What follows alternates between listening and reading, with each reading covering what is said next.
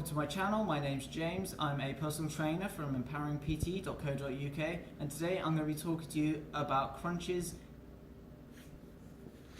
So, crunch position, you're going to be coming down, ideally on a mat, otherwise you can feel that your spine grinds into a hard surface, and that's not fun.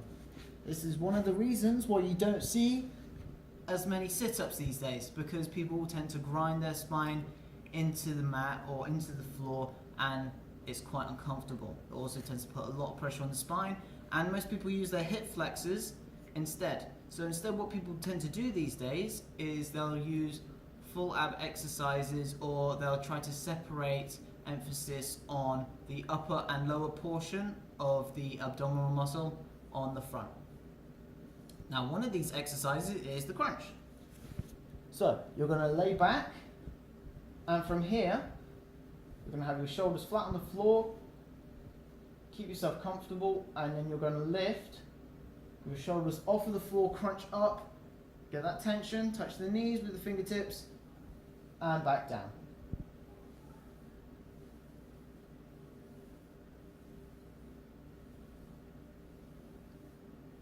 And that is a crunch. So you should feel it right in between the ribs, just above here.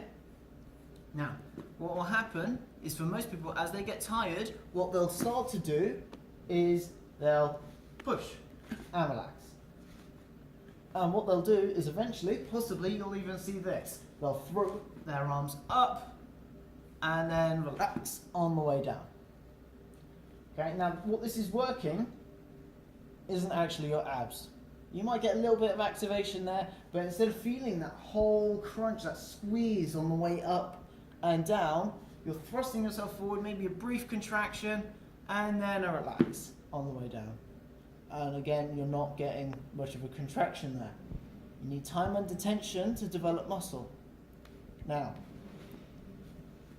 the best way to do this, I find, is keeping your palms on your legs, and then from here, aim to touch your knees with your fingertips, and then bring it back down again. This allows you to lift just the shoulders and the upper back off of the floor, and really feel the abdominal muscles squeeze to pull yourself up. And then you can lower yourself back down. As soon as you use your arms for momentum, you're removing that tension from the abs. So, another way of doing this is you can have your hands up in the air, and then it's a case of, if you wanted to, you could hold a weight.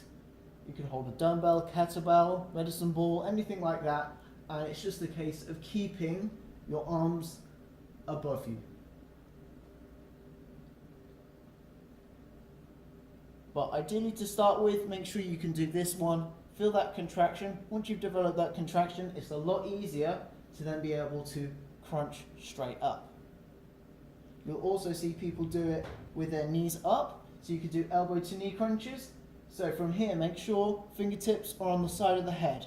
What you don't want to do is keep your hands behind you, because what happens when your elbows come forwards, especially if you struggle to crunch up, you start to pull on your neck. And this is one of the most common injuries that you'll see with people, is that they'll start pulling on their neck into hyperextension. So from here, instead, fingertips on the side, crunch up, and bring your elbows to your knees, and up and across.